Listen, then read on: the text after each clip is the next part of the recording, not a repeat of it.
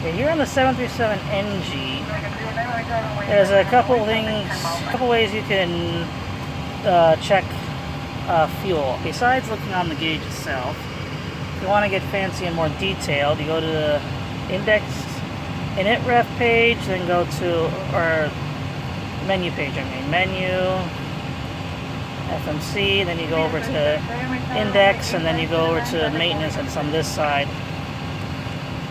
Okay, so maintenance, you go here. Okay, then you go over here to input monitoring. And it actually shows you in liters, the density of the fuel, and what's in there in real time. So in kilograms, see, 5670383 is pretty much the same. So that's how you do it.